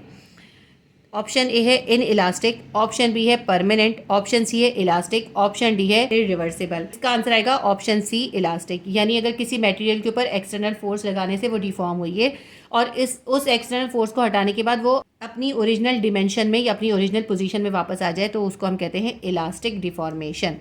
तो MCQ नंबर 2 का आंसर आएगा option C, elastic deformation. MCQ number 3 है which of the following material is more elastic. आपको बताना है इनमें से कौन सा मटेरियल ज़्यादा इलास्टिक होता है। ऑप्शन ए है रबड़, ऑप्शन बी है ग्लास, ऑप्शन सी है स्टील, ऑप्शन डी है वुड। इसका आंसर आएगा ऑप्शन ए, रबड़। MCQ नंबर 3 का आंसर आएगा ऑप्शन ए, रबड़। MCQ नंबर 4 है if a spring stretch easily then its spring constant has. अगर कोई स्प्रिंग ईजिली स्ट्रेच हो जाए तो उसका स्प्रिंग कांस्टेंट कैसा होगा? ऑप्शन ए है लार्ज वैल्यू होगी उसके स्प्रिंग कांस्टेंट की, ऑप्शन बी है स्मॉल वैल्यू होगी, ऑप्शन सी है कांस्टेंट वैल्यू होगी, ऑप्शन डी है बोथ ए एंड बी, यानी कि लार्ज वैल्यू भी होगी और स्मॉल वैल्यू भी होगी। तो देखिए जो स्प्रिंग इजीली स्ट्रेच होता है उसके स्प्रिंग कांस्टेंट की वैल्यू स्मॉल होती है। जब स्प्रिंग कांस्टेंट की वैल्यू कम होती है तो वो स्प्रिंग इजीली स्ट्रेच हो जाता है। जब स्प्रिंग कांस्टेंट की वैल्यू ज़्यादा होती है तो वो स्प्रिंग जो होता है काफ़ी स्टिफ होता है और मुश्किल से स्ट्रेच होता है। तो MCQ नंबर 4 का आंसर आएगा option B, small value. MCQ number 5 है, what is the unit for the spring constant. Spring constant का यूनिट बताना है। इसके अंदर ऑप्शन सी आंसर आएगा Nm-1 या Nm पर मीटर। ठीक है, MCQ नंबर 5 का आंसर आएगा ऑप्शन सी, Nm-1। MCQ नंबर 6 है, the spring obeys Hooke's law for the earlier extension and when the spring becomes damage it does not appear to do so. Figure 5.12 estimate from graph after addition of which weight the spring damaged. देखिए इसमें आपको एक graph दिया है figure number 5.12 के अंदर, और आपसे कहे इस ग्राफ को देखकर बताइए कि वो कौन सी फोर्स होगी जिस पर स्प्रिंग जो है वो डैमेज हो जाएगा। तो आपको पता है स्प्रिंग डैमेज कब होता है, जब फोर्स जो होती है उसकी इलास्टिक लिमिट से ज़्यादा हो जाए। इस डायग्राम को आप गौर से देखें, 5.12 है, इसके अंदर ये ग्राफ बनाया है। एक्स एक्सिस पे जो है वेट रखा है और वाई एक्सिस पे एक्सटेंशन है। अब देखें इसके अंदर ये लाइन स्ट्रेट जा रही है, इस जहाँ तक ये लाइन स्ट्रेट जाएगी वहाँ तक इस स्प्रिंग की इलास्टिक लिमिट हो। इस इलास्टिक लिमिट के बाद ये लाइन जो है कर्व हो रही है, यहाँ से कर्व होना स्टार्ट हो रही है, डी फॉर्म होना स्टार्ट हो रही है, वहाँ तक इसकी इलास्टिक लिमिट है। तो देखें कहाँ तक स्ट्रेट जा रही है, इसको चेक करते हैं। ये यहाँ तक स्ट्रेट है ना, तो यहाँ तक इसकी लाइन को देखें 8 न्यूटन, 8 न्यूटन तक ये ग्राफ स्ट्रेट जा रहा है, उसके बाद ये कर्व हो रहा है। तो इसलिए इस स्प्रिंग की इलास्टिक लिमिट क्या होगी, ये 8 न्यूटन होगी। तो इसके ऑप्शन देख लेते हैं। ऑप्शन ए है 1.5 न्यूटन, ऑप्शन बी है 8 न्यूटन, ऑप्शन सी है 1.6 न्यूटन, ऑप्शन डी है 2.0 न्यूटन। तो इस स्प्रिंग की इलास्टिक लिमिट है 8 न्यूटन। MCQ नंबर 6 का आएगा option B, 8 newton. MCQ number 7 है, which of the following is not a unit of pressure. इनमें से कौन सा जो है प्रेशर का यूनिट नहीं है। ऑप्शन ए है पास्कल, ऑप्शन बी है बार, ऑप्शन सी है एटमॉस्फेयर, ऑप्शन डी है न्यूटन। देखिए पास्कल, बार और एटमॉस्फेयर ये तीनों ही प्रेशर के यूनिट के तौर पे यूज़ होते हैं। न्यूटन जो है फोर्स का यूनिट होता है, तो इनमें से न्यूटन जो है वो प्रेशर का यूनिट नहीं है। तो MCQ नंबर 7 का आंसर आएगा option D, Newton. MCQ number 8 है, if a metal block applies a force of 20 Newton on an area of 5 centimetre square, find the pressure being applied by the block on the area of. 20 Newton की force 5 centimetre square के area पर लग रही है, तो हमें उसका pressure find करना है। ऑप्शन ए है 100 न्यूटन पर सेंटीमीटर स्क्वायर, ऑप्शन बी है 0.8 न्यूटन पर सेंटीमीटर स्क्वायर, ऑप्शन सी है 0.25 न्यूटन पर सेंटीमीटर स्क्वायर, ऑप्शन डी है 4 न्यूटन पर centimetre square.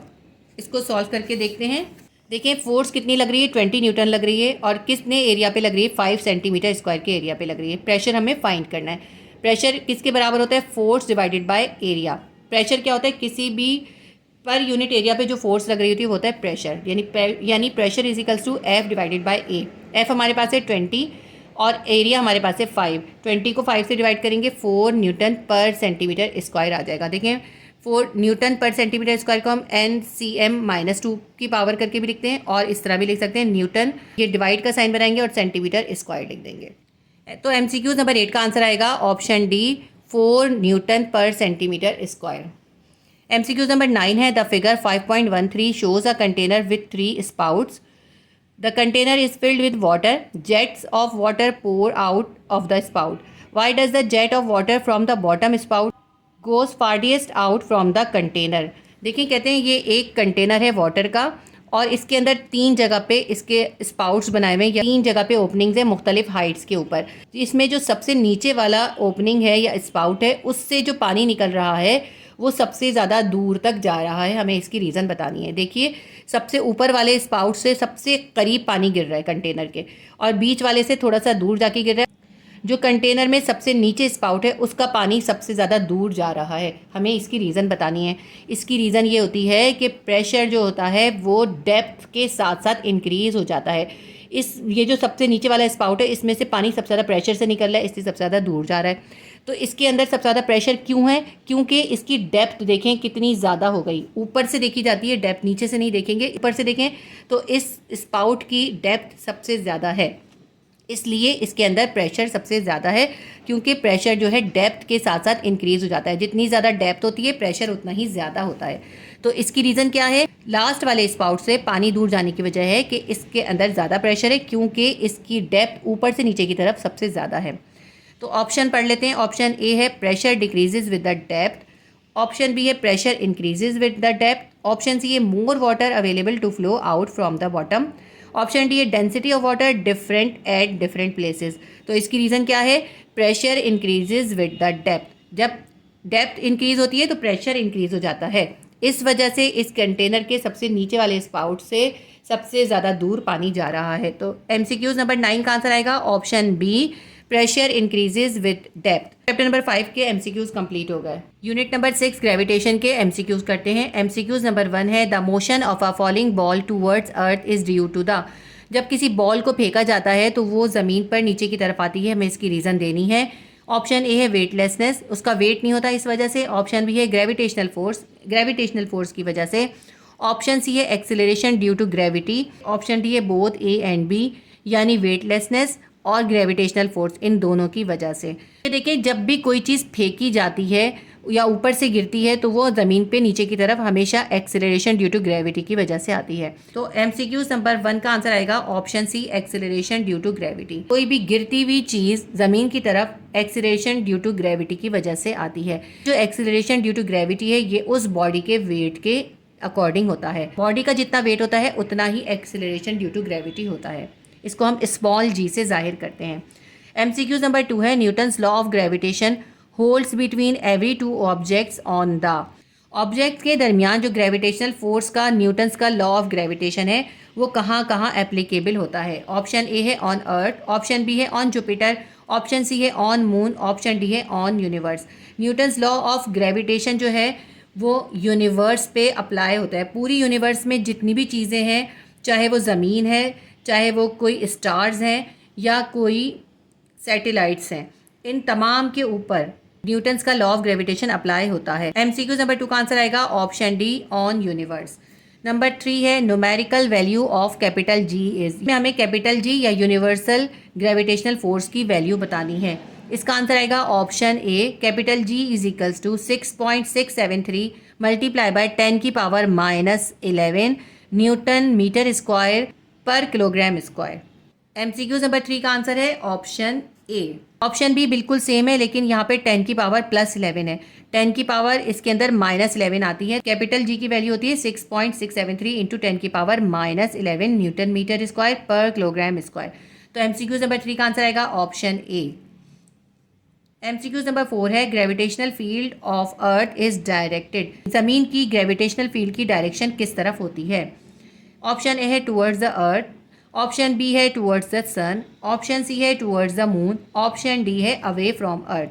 Gravitational field of earth जो होती है वो होती है towards the earth. MCQ number 4 का आंसर आएगा option A, towards the earth. MCQ number 5 है dash was the first scientist who gave the concept of gravitation. सबसे पहले ग्रेविटेशन का कॉन्सेप्ट कौन से साइंटिस्ट ने दिया था। ऑप्शन ए है आइंस्टाइन, ऑप्शन बी है न्यूटन, ऑप्शन सी है फैराडे, ऑप्शन डी है मैक्सवेल। ग्रेविटेशन का कॉन्सेप्ट जो है वो सबसे पहले दिया था न्यूटन ने। MCQ नंबर 5 का आंसर आएगा option B, Newton. MCQ number 6 है according to Newton's law of universal gravitation force is directly proportion to. आपको बताना है कि न्यूटन के यूनिवर्सल लॉ ऑफ ग्रेविटेशन के अकॉर्डिंग फोर्स किसके प्रोपोर्शन होती है। ऑप्शन ए है m1 multiply by m2, option B है 1/r², ऑप्शन सी है r², ऑप्शन डी है बोथ ए एंड बी।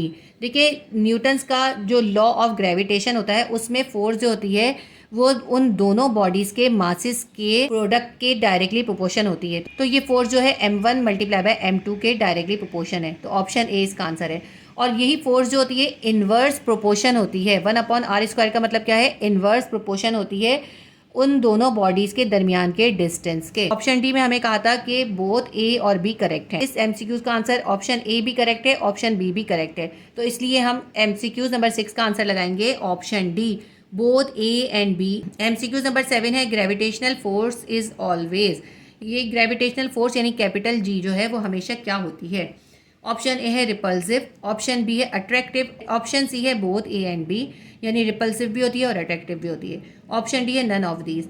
जो न्यूटन्स का लॉ ऑफ ग्रेविटेशन है उसके अकॉर्डिंग कोई भी दो बॉडीज जो होंगी वो आपस में एक दूसरे को अट्रैक्ट करती हैं। तो MCQ नंबर 7 का आंसर आएगा option be attractive. MCQ number 8 है numerical value of dash remains constant everywhere. कौन सी वैल्यू है जो कि हर जगह पे कांस्टेंट रहती है? ऑप्शन ए है स्मॉल जी, ऑप्शन बी है कैपिटल जी, ऑप्शन सी है एफ, ऑप्शन डी है डब्ल्यू। स्मॉल जी जो है ये होता है acceleration due to gravity, capital G जो है ये है ग्रेविटेशनल फोर्स का कांस्टेंट, ऑप्शन सी है और ये जो ऑप्शन सी एफ है ये है फोर्स, ऑप्शन डी है डब्ल्यू यानी वेट। तो इनमें से कौन सी चीज़ है जो कि हर जगह पे कांस्टेंट रहती है? तो आपको पता है कि वेट और स्मॉल जी और फोर्स ये मुख्तलिफ जगहों पे मुख्तलिफ होती है। सिर्फ कैपिटल जी यानी ग्रेविटेशनल फोर्स जो है ये यूनिवर्स में किसी भी जगह पर हो ये कांस्टेंट रहती है। तो MCQ नंबर 8 का आंसर आएगा option B capital G. MCQ number 9 है gravitational force is dash of the medium between the object. कोई भी दो ऑब्जेक्ट जिनके दरमियान ग्रेविटेशनल फोर्स है उनके दरमियान मीडियम से क्या फ़र्क पड़ता है ग्रेविटेशनल फोर्स पे? जब किसी भी दो ऑब्जेक्ट के दरमियान ग्रेविटेशनल फोर्स होती है उनके दरमियान कोई सा भी मीडियम हो उस ग्रेविटेशनल फोर्स के ऊपर कोई इफेक्ट नहीं होता। ग्रेविटेशनल फोर्स जो है वो मीडियम से इंडिपेंडेंट होती है। ठीक है, तो इसका आंसर क्या आएगा? Option B independent. फिर भी ऑप्शन देख लेते हैं। ऑप्शन ए है डिपेंडेंट, ग्रेविटेशनल फोर्स मीडियम पे डिपेंडेंट होती है। ऑप्शन बी है इंडिपेंडेंट होती है। ऑप्शन सी है बोथ ए एंड बी, यानी डिपेंडेंट भी होती है इंडिपेंडेंट भी होती है। ऐसा नहीं होता, ये इंडिपेंडेंट होती है। ऑप्शन डी है नन ऑफ दीज। तो MCQ नंबर 9 का आंसर आएगा option B independent. MCQ number 10 है near earth surface small g is equals to. Earth की सरफेस पे स्मॉल जी कितना होता है?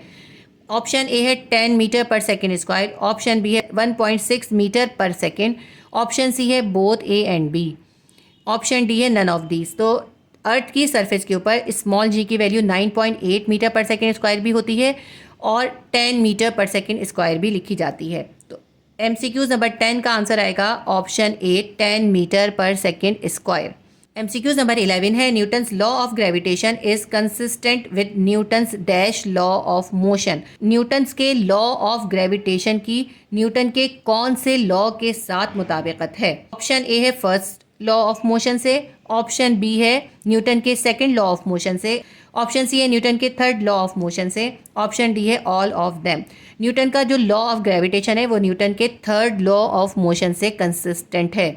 तो MCQ नंबर 11 का आंसर आएगा ऑप्शन सी थर्ड। थर्ड का मतलब क्या है? Third law of motion.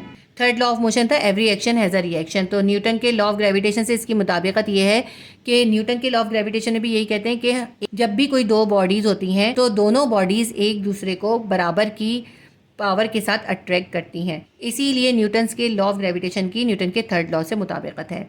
MCQ number 12 है spring balance is use to measure. Spring balance क्या मेजर करने के लिए यूज़ होता है? ऑप्शन ए है मास, ऑप्शन बी है वेट, ऑप्शन सी है इलास्टिसिटी, ऑप्शन डी है डेंसिटी।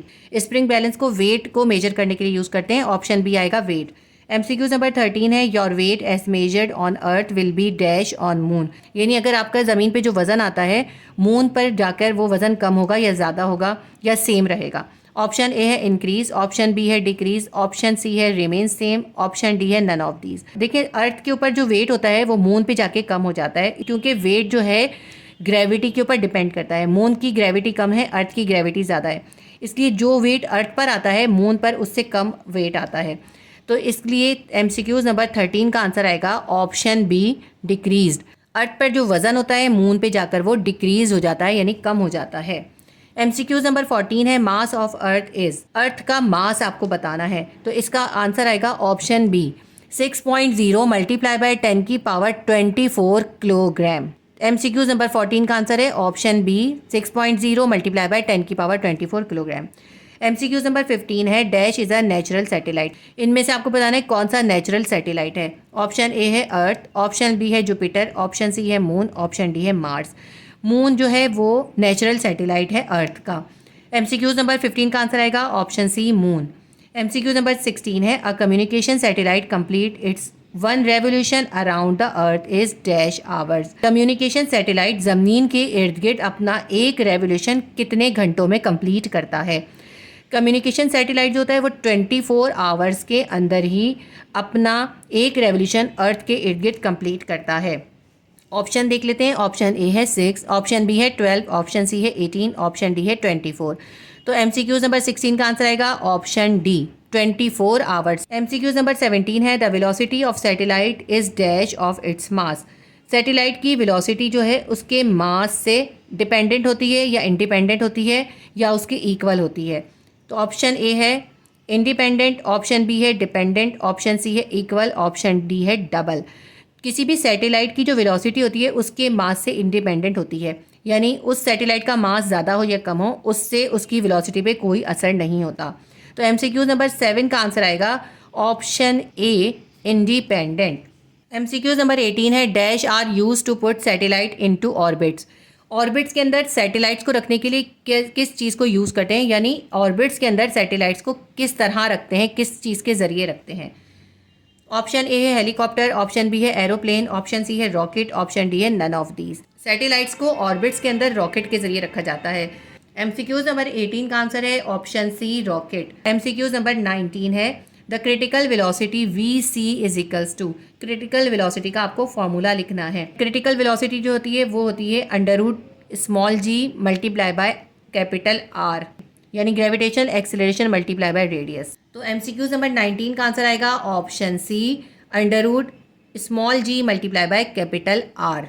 आगे बढ़ने से पहले आपसे रिक्वेस्ट करूंगी कि वीडियो को लाइक कर दीजिए और इसको शेयर भी ज़रूर कीजिएगा अपने फ्रेंड्स के साथ। यूनिट नंबर 6 ग्रेविटेशन के 19 एमसीक्यूज हमारे कंप्लीट हो गए। यूनिट नंबर 7 है properties of matter. MCQs start करते हैं। एमसीक्यूज नंबर 1 है an object with particles close together and vibrating describes as. वो ऑब्जेक्ट जिसके पार्टिकल्स करीब करीब होते हैं और उसके पार्टिकल्स वाइब्रेट करते हैं वो क्या होती है। ऑप्शन ए है gas, option B liquid, option C solid, option D all of 3। Solid के पार्टिकल आपस में करीब करीब होते हैं और वो अपनी जगह पे वाइब्रेट कर रहे होते हैं। तो ऑप्शन सी सॉलिड इसका आंसर आएगा। एमसीक्यूज नंबर 1 का आंसर आएगा option C solid. MCQs number 2 है a burning candle is an example of dash state of matter. एक जलती हुई कैंडल कौन सी स्टेट्स ऑफ मैटर को बताती है। ऑप्शन ए है gas, option B liquid, option C solid, option D all 3। तो जब कोई कैंडल जलती है ना तो वो उसकी पहले तो सॉलिड स्टेट होती है, फिर वो जब जलती है तो उसके अंदर आप देखते हैं वो लिक्विफाई होती है, थोड़ी सी उसके लिक्विड बनता है और उसके बाद उसकी अंदर से कार्बन डाइऑक्साइड की गैस भी निकलती है। तो बर्निंग कैंडल जो है वो मैटर की तीनों स्टेट्स की एग्जाम्पल है। तो इसके अंदर आंसर आएगा option D all 3। MCQs number 2 का आंसर है option D all 3। MCQs number 3 है during which process a gas become a liquid. कोई गैस जब लिक्विड बनती है तो उस प्रोसेस को क्या कहते हैं। ऑप्शन ए है मेल्टिंग, ऑप्शन बी है फ्रीजिंग, ऑप्शन सी है कंडेंसिंग, ऑप्शन डी है बॉइलिंग। जब किसी गैस को कंडेंस करते हैं तो वो लिक्विड बन जाती है, तो इसका आंसर आएगा option C condensing. MCQs number 3 का आंसर है option C condensing. MCQs number 4 है अ सॉलिड कैन। एक सॉलिड कैसा होता है। ऑप्शन ए है हैव अ फिक्स शेप, उसका फिक्स शेप होता है। ऑप्शन बी है बी इजीली कंप्रेस्ड, आसानी से कंप्रेस्ड हो जाता है। ऑप्शन सी है take a shape of container, जिस शेप के कंटेनर में डालें उसी का शेप बन जाता है। ऑप्शन डी है फ्रीली मूविंग मॉलिक्यूल, उसके अंदर फ्री मूव करते हुए मॉलिक्यूल होते हैं। देखिए सॉलिड के अंदर फ्री मूव करते हुए मॉलिक्यूल नहीं होते और सॉलिड किसी भी कंटेनर का शेप नहीं लेता और आसानी से कंप्रेस भी नहीं होता, लेकिन सॉलिड का एक फिक्स शेप होता है। तो एमसीक्यूज नंबर 4 का आंसर आएगा option A have a fix shape. MCQs number 5 है according to kinetic molecular theory the pressure exerted by a gas is caused by the. Kinetic molecular theory के according gas जो pressure exert करती है उसकी reason क्या होती है। Option A है bombardment of gas molecule on the wall of container, क्योंकि जो गैस के मॉलिक्यूल होते हैं वो कंटेनर की वॉल के ऊपर टकरा कर प्रेशर डालते हैं। ऑप्शन बी है collision between gas molecule, gas के मॉलिक्यूल्स आपस में टकरा रहे होते हैं। ऑप्शन सी है large distance between gas molecule, क्योंकि गैस के मॉलिक्यूल के दरमियान ज़्यादा डिस्टेंस होता है। ऑप्शन डी है random motion of the gas molecule, gas के मॉलिक्यूल रैंडम मोशन कर रहे होते हैं, इधर से उधर मुख्तलिफ सिमतों में मुख्तलिफ डायरेक्शन में मोशन कर रहे होते हैं। तो इसका आंसर आएगा ऑप्शन ए। गैस के मॉलिक्यूल जो है अपने कंटेनर्स की वॉल से टकराकर उसके ऊपर प्रेशर एक्सर्ट करते हैं। एमसीक्यू नंबर 5 का आंसर आएगा option A bombardment of the gas molecule on the walls of the container. MCQs number 6 है if a gas heated in a sealed cylinder then increase. जब एक सील्ड सिलेंडर के अंदर gas को गर्म करते हैं तो क्या इंक्रीज हो जाता है। ऑप्शन ए है pressure inside the container, container के अंदर का प्रेशर इंक्रीज हो जाता है। ऑप्शन बी है average kinetic energy of the particle, particles की जो भी गैस के पार्टिकल हैं उनकी काइनेटिक एनर्जी बढ़ जाती है। ऑप्शन सी है temperature of the gas, gas का टेम्परेचर बढ़ जाता है। ऑप्शन डी है ऑल ऑफ देम।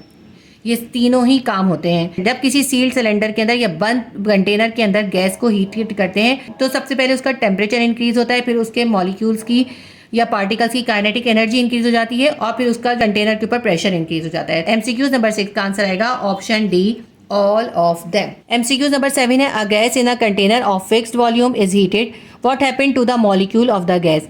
अगर एक कंटेनर के अंदर फिक्स वॉल्यूम की गैस को गर्म करें तो गैस के मॉलिक्यूल पर क्या असर होगा। ऑप्शन ए है दे कोलाइड लेस फ्रीक्वेंटली, वो टकराना कम हो जाएंगे, कम टकराएंगे। ऑप्शन बी है दे एक्सपेंड, वो फैल जाएंगे। ऑप्शन सी है दे मूव फास्टर, वो तेजी से मूव करने लगेंगे। ऑप्शन डी है दे मूव फर्दर अपार्ट, वो एक दूसरे से दूर दूर चले जाएंगे।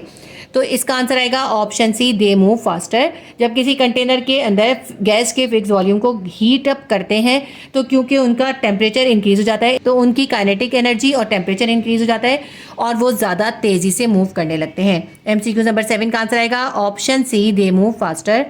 एमसीक्यू नंबर 8 है in a liquid some energetic molecules break free from the surface even when the liquid is too cold for bubbles to form, what is the name of this process. किसी liquid के अंदर जो surface के ऊपर energetic molecule होते हैं यानी जिनकी एनर्जी ज़्यादा होती है वो लिक्विड में से बाहर निकल जाते हैं, एस्केप कर जाते हैं, तो इस प्रोसेस को क्या कहते हैं। ऑप्शन ए है बॉइलिंग, ऑप्शन बी है कंडेंसेशन, ऑप्शन सी है कन्वेक्शन, ऑप्शन डी है एवापोरेशन। ये प्रोसेस कहलाता है एवापोरेशन। एमसीक्यूज नंबर 8 का आंसर आएगा option D evaporation. MCQs number 9 है what happened to the molecule of a gas when the gas changes into a liquid.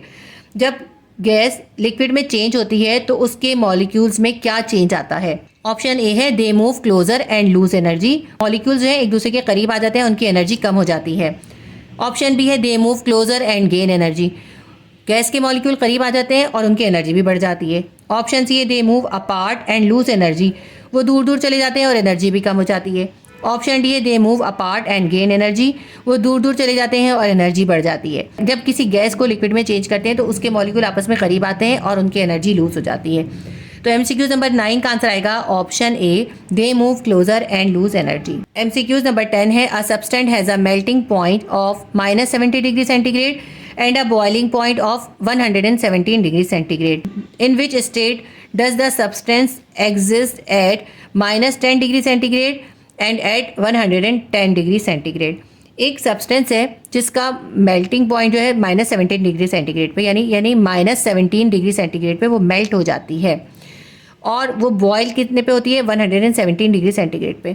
तो ये बताइए कि -10 डिग्री सेंटीग्रेड पे और 110 डिग्री सेंटीग्रेड पे उसकी स्टेट क्या होगी। देखिए -17 डिग्री सेंटीग्रेड पर वो सब्सटेंस जो है वो मेल्ट हो रही है, यानी -17 डिग्री सेंटीग्रेड पर उसकी स्टेट क्या है, लिक्विड है। तो उन्होंने पूछे -10 डिग्री सेंटीग्रेड पर उसकी स्टेट क्या होगी। तो देखें -10 जो है -17 डिग्री सेंटीग्रेड से ज्यादा है, क्योंकि ये नेगेटिव में वैल्यू है और नेगेटिव में जितना नंबर छोटा होता है उतना ही बड़ा काउंट होता है। तो इसके अंदर क्योंकि 10 छोटा है 17 बड़ा है और दोनों माइनस में, तो -17 जो है वो कम होगा और -10 जो है वो ज़्यादा होगा टेम्परेचर। जब कम टेम्परेचर यानी -17 डिग्री सेंटीग्रेड पर वो लिक्विड है तो उससे थोड़े से ज़्यादा टेम्परेचर यानी -10 डिग्री सेंटीग्रेड पर भी वो लिक्विड ही होगी। अब दूसरी चीज़ देखते हैं बॉइलिंग पॉइंट। उस सब्सटेंस का बॉइलिंग पॉइंट है 117 डिग्री सेंटीग्रेड। तो 110 डिग्री सेंटीग्रेड पर क्या होगा, तो 117 ज़्यादा है, 110 कम है। तो जब 117 पे वो बॉयल होगा यानी लिक्विड से वेपोराइज होना शुरू हो जाएगा या गैस बनेगा, तो 117 से कम टेम्परेचर पे वो लिक्विड ही रहेगा। ठीक है, तो इसलिए उसकी स्टेट जो है इन दोनों टेम्परेचर्स पर -10 डिग्री सेंटीग्रेड पर भी वो लिक्विड होगी और 110 डिग्री सेंटीग्रेड पर भी उसकी कंडीशन लिक्विड ही होगी।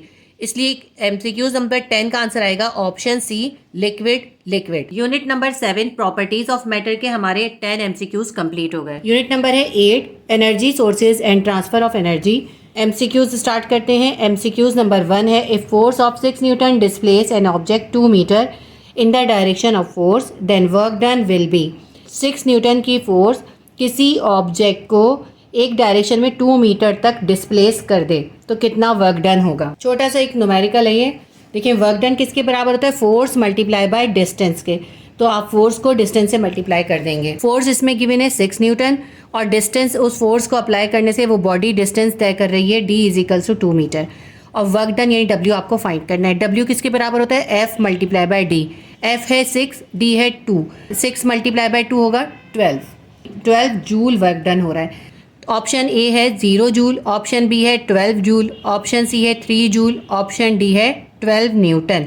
अब देखें इसके अंदर आपको 12 जूल भी दिया हुआ है और 12 न्यूटन भी दिया हुआ है। अगर आप 12 न्यूटन लगा देंगे, यूनिट गलत लगा देंगे तो आपका आंसर गलत हो जाएगा, क्योंकि न्यूटन जो है फोर्स या वेट का यूनिट होता है और आपने निकाला है वर्क डन। वर्क डन का यूनिट होता है जूल। तो आपके पास इसका आंसर आएगा ऑप्शन बी 12 जूल। MCQ नंबर 1 का आंसर है option B 12 joule. MCQ number 2 है, if a body of mass 1 kilogram is moving with velocity of 1 metre per second then KE यानी kinetic energy of the body will B.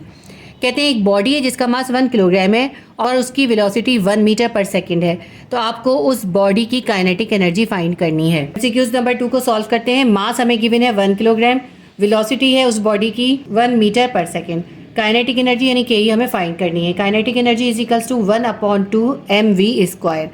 Kinetic energy हम find कर लेते हैं, इसके अंदर value substitute कर देते हैं। mv² है, m कितना है 1 है, v² कितना है, v कितना है 1 है, यानी 1 पे स्क्वायर कर देंगे और इसको हमें डिवाइड करना है 2 से।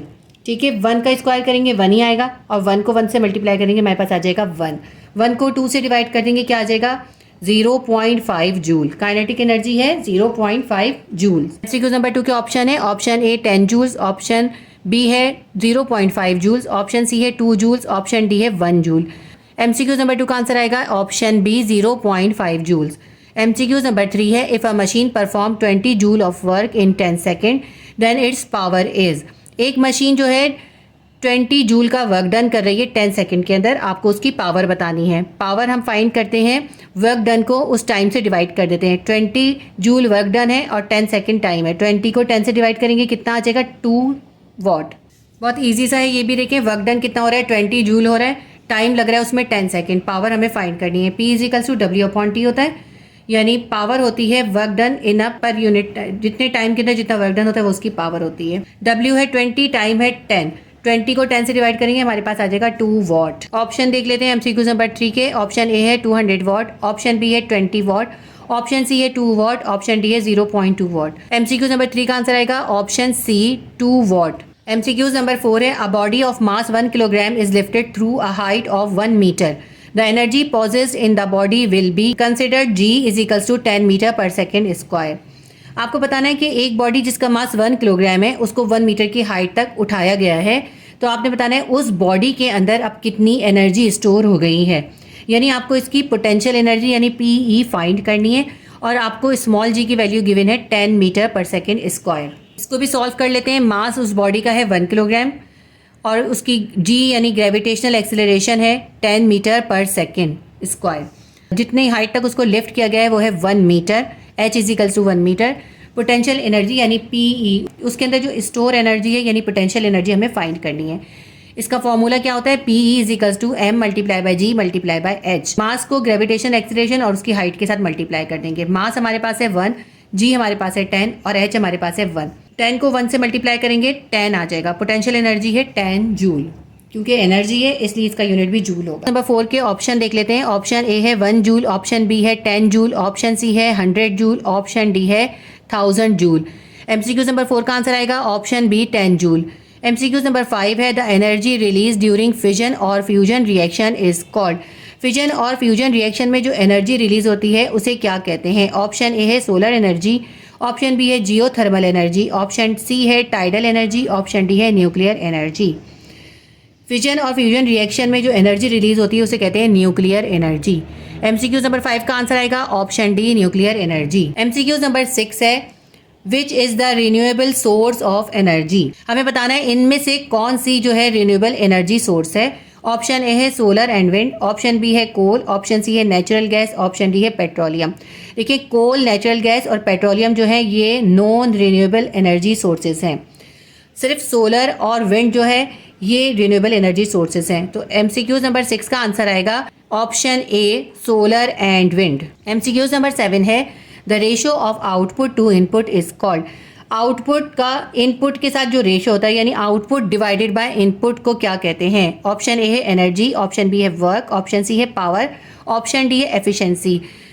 आउटपुट और इनपुट का रेशो एफिशिएंसी कहलाता है। एमसीक्यूज नंबर 7 का आंसर आएगा option D efficiency. MCQs number 8 है work done per unit time is called. एक यूनिट टाइम के अंदर जितना वर्क डन होता है उसे क्या कहते हैं? ऑप्शन ए है एफिशिएंसी, ऑप्शन बी है एनर्जी, ऑप्शन सी है पावर, ऑप्शन डी है force. Unit time work done जो है वो कहलाता है पावर। एमसीक्यूज नंबर 8 का आंसर आएगा option C power. MCQs number 9 है coal gas and oil are the examples of. Coal gas और ऑयल किसकी एग्जाम्पल हैं? ऑप्शन ए है टाइडल एनर्जी, ऑप्शन बी है न्यूक्लियर एनर्जी, ऑप्शन सी है fossil fuel energy, option D है biomass energy. Coal gas and oil जो है वो फॉसिल फ्यूल एनर्जी हैं क्योंकि ये बनते हैं ज़मीन के अंदर मुख्तलिफ जानवरों के और दूसरी चीज़ों के जो फॉसिल्स ज़मीन के अंदर दबते चले जाते हैं और उनके अंदर जो केमिकल रिएक्शंस होते हैं उससे ये एनर्जी सोर्सेज बनती हैं, कोल गैस और ऑयल। एमसीक्यूज नंबर 9 का आंसर आएगा option C fossil fuel energy. MCQs number 10 है dash is not a renewable energy source. इनमें से कौन सी जो है वो रिन्यूएबल एनर्जी सोर्स नहीं है? ऑप्शन ए है सोलर एनर्जी, ऑप्शन बी है कोल, ऑप्शन सी है विंड एनर्जी, ऑप्शन डी है geothermal energy. Solar energy, wind energy और जियोथर्मल एनर्जी ये तीनों रिन्यूएबल एनर्जी सोर्सेज हैं। इसमें जो है कोल नॉट रिन्यूएबल एनर्जी सोर्स है या नॉन रिन्यूएबल एनर्जी सोर्स है।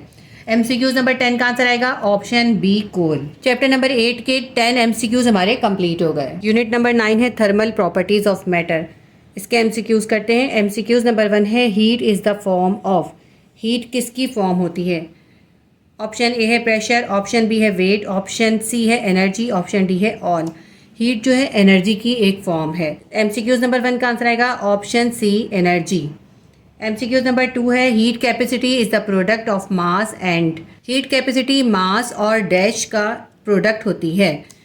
ऑप्शन ए है बॉइलिंग पॉइंट, ऑप्शन बी है फ्रीजिंग पॉइंट, ऑप्शन सी है एनर्जी, ऑप्शन डी है स्पेसिफिक हीट ऑफ मटेरियल। किसी भी बॉडी की जो स्पेसिफिक हीट ऑफ मटेरियल होती है उसको और मास का जो प्रोडक्ट होता है वो हीट कैपेसिटी कहलाता है। तो एमसीक्यूज नंबर 2 का आंसर आएगा option D specific heat of material. MCQs number 3 है the amount of heat needed to convert a substance from liquid to gas is called. किसी सब्सटेंस को लिक्विड से गैस में कन्वर्ट करने के लिए जितनी अमाउंट ऑफ हीट रिक्वायर्ड होती है उसे क्या कहते हैं? ऑप्शन ए है heat of vaporisation, option B है स्पेसिफिक हीट, ऑप्शन सी है latent heat of fusion, option D है ऑल। इसका आंसर आएगा option A heat of vaporization. Liquid को गैस में कन्वर्ट करने होने के लिए जितनी हीट चाहिए होती है वो कहलाती है heat of vaporization. MCQs number 3 का आंसर है option A heat of vaporization. MCQs number 4 है thermal energy transfer required per unit mass to increase the temperature by 1 centigrade और 1 केल्विन इज कॉल्ड। एक यूनिट मास का temperature 1 degree centigrade या 1 degree kelvin तक बढ़ाने के लिए जो हीट रिक्वायर्ड होती है उसे क्या कहते हैं? ऑप्शन ए है latent heat of vaporisation, option B है specific heat capacity, option C है latent heat of fusion, option D है थर्मल कैपेसिटी। इसका आंसर आएगा option B specific heat capacity. किसी भी सब्सटेंस के 1 किलोग्राम का टेम्परेचर 1 डिग्री सेंटीग्रेड या 1 डिग्री केल्विन तक बढ़ाने के लिए जो हीट रिक्वायर्ड होती है वो होती है specific heat capacity. MCQs number 4 का आंसर है option B specific heat capacity. MCQs number 5 है a fix temperature at which a pure liquid boils is called. वो फिक्स टेम्परेचर जिस पे कोई लिक्विड बॉयल होता है उसे क्या कहते हैं? ऑप्शन ए है मेल्टिंग पॉइंट, ऑप्शन बी है फ्रीजिंग पॉइंट, ऑप्शन सी है बॉइलिंग पॉइंट, ऑप्शन डी है बोथ ए एंड बी, यानी मेल्टिंग पॉइंट और फ्रीजिंग पॉइंट दोनों। देखिए कोई भी लिक्विड जिस फिक्स टेम्परेचर पे बॉयल होना स्टार्ट होता है वो कहलाता है उसका बॉइलिंग पॉइंट।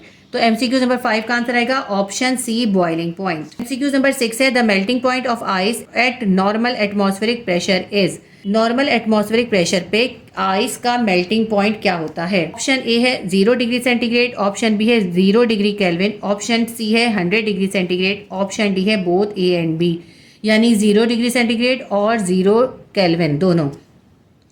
तो इसका आंसर आएगा option A 0 degree centigrade. Normal atmospheric pressure पे आइस का मेल्टिंग पॉइंट जो है वो 0 डिग्री सेंटीग्रेड होता है और 0 डिग्री सेंटीग्रेड बराबर होता है 273 डिग्री केल्विन के। अगर यहाँ पे 273 केल्विन होता ना तो फिर हम ये option D both A and B लगाते हैं। ठीक है, तो आइस का मेल्टिंग पॉइंट 0 डिग्री सेंटीग्रेड होता है या 273 डिग्री केल्विन या 32 डिग्री फ़ारेनहाइट होता है। तो एमसीक्यूज नंबर 6 का आंसर आएगा option A 0 degree centigrade. MCQs number 7 है thermal energy transfer required to change a solid into liquid without changing its temperature is called.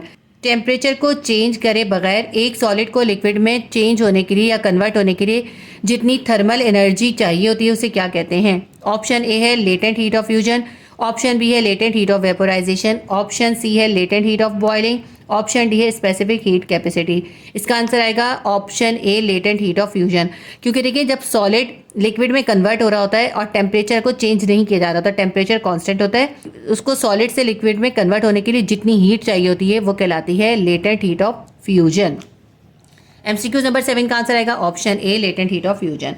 MCQs number 8 है thermal energy transfer required to change a liquid into gas without changing its temperature is called. Temperature को change किए बगैर एक liquid को gas में change होने के लिए कन्वर्ट होने के लिए जितनी थर्मल एनर्जी रिक्वायर्ड होती है उसे क्या कहते हैं? ऑप्शन ए है latent heat of freezing, option B है latent heat of vaporisation, option C है latent heat of boiling, option D है latent heat of melting. Temperature में चेंज किए बगैर किसी लिक्विड को गैस में कन्वर्ट होने के लिए यानी वेपोराइज होने के लिए जितनी थर्मल एनर्जी चाहिए होती है वो कहलाती है लेटेंट हीट ऑफ वेपोराइजेशन।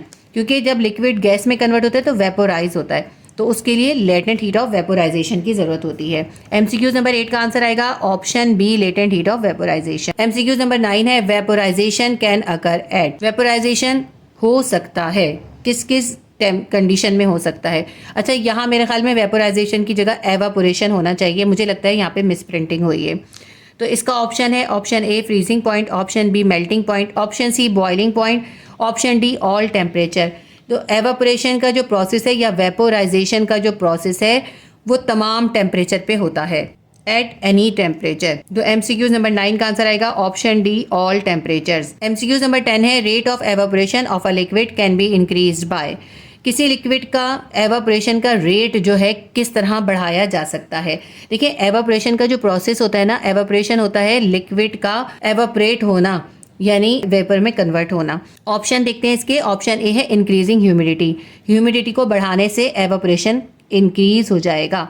ये गलत है क्योंकि ह्यूमिडिटी और एवापोरेशन जो है वो एक दूसरे के इन्वर्स प्रोपोर्शन होते हैं। अगर ह्यूमिडिटी इंक्रीज होगी तो एवापोरेशन इंक्रीज नहीं होगा, तो ये ऑप्शन नहीं आएगा। ऑप्शन बी देखते हैं डिक्रीजिंग टेम्परेचर, टेम्परेचर को डिक्रीज करने से एवापोरेशन बढ़ जाएगा। ये भी रॉन्ग है क्योंकि एवापोरेशन और टेम्परेचर डायरेक्टली प्रोपोर्शन होते हैं। अगर हम टेम्परेचर को डिक्रीज करेंगे तो एवापोरेशन भी डिक्रीज हो जाएगा और हमें क्या करना है, हमें इंक्रीज करना है। तो हमारे ये दोनों ऑप्शन कैंसिल हो गए। ऑप्शन सी है इंक्रीजिंग इट्स बॉइलिंग पॉइंट, अगर उसका बॉइलिंग पॉइंट इंक्रीज कर दें तो एवापोरेशन इंक्रीज हो जाएगा, ये भी रॉन्ग है। अगर बॉइलिंग पॉइंट इंक्रीज होगा तो एवापोरेशन डिक्रीज हो जाएगा, तो ये ऑप्शन भी नहीं आएगा। हमारा ऑप्शन ए बी सी तीनों कैंसिल हो गए। ऑप्शन डी देखते हैं डिक्रीजिंग एटमॉस्फेरिक प्रेशर, अगर एटमॉस्फेरिक प्रेशर को कम कर दिया जाए तो क्या उससे एवापोरेशन इंक्रीज हो जाएगा? तो ये बिल्कुल करेक्ट आंसर है क्योंकि एटमॉस्फेरिक प्रेशर और एवापोरेशन एक दूसरे के इन्वर्सली प्रोपोर्शन है। जब एटमॉस्फेरिक प्रेशर डिक्रीज होता है तो एवापोरेशन इंक्रीज हो जाता है। तो rate of evaporation of liquid can be increase by decreasing atmospheric pressure. MCQs number 10 का आंसर आएगा option D decreasing atmospheric pressure. MCQs number 11 है linear thermal expansion of a solid depends upon. किसी solid का जो linear thermal expansion है वो किस चीज़ पे डिपेंड करता है? लीनियर थर्मल एक्सपेंशन क्या होता है? हीट की वजह से जो सॉलिड की लेंथ के अंदर चेंज आता है वो कहलाता है लीनियर थर्मल एक्सपेंशन। तो ये किसी सॉलिड में हीट से जो लीनियर थर्मल एक्सपेंशन होता है वो किस चीज़ पे डिपेंड करता है? ऑप्शन ए है change in temperature, option B है ओरिजिनल लेंथ, ऑप्शन सी है properties of material, option D है ऑल ऑफ दीज। तो लीनियर थर्मल एक्सपेंशन जो है वो चेंज इन टेम्परेचर पे भी डिपेंड करता है, अगर टेम्परेचर बढ़ जाए तो थर्मल एक्सपेंशन भी बढ़ जाता है, और ओरिजिनल लेंथ पे भी डिपेंड करता है, मटेरियल की प्रॉपर्टीज पे भी डिपेंड करता है। हमारे ये तीनों ऑप्शन ही करेक्ट हैं, तो इसका आंसर आएगा option D all of these. MCQs number 11 का आंसर आएगा option D all of these. तो हमारे unit number 9 thermal properties of matter के 11 एमसीक्यूज थे, हमने 11 एमसीक्यूज कंप्लीट कर लिए। इसके साथ ही हमारे तमाम चैप्टर्स के एमसीक्यूज कंप्लीट हो गए। मैंने आपको फिजिक्स क्लास 9 के तमाम चैप्टर्स के एमसीक्यूज कंप्लीट करवा दिए हैं। अगर वीडियो से आपको थोड़ी सी भी हेल्प हुई है तो वीडियो को शेयर भी कीजिएगा और लाइक भी कीजिएगा और कमेंट भी ज़रूर कीजिएगा। अल्लाह हाफिज़।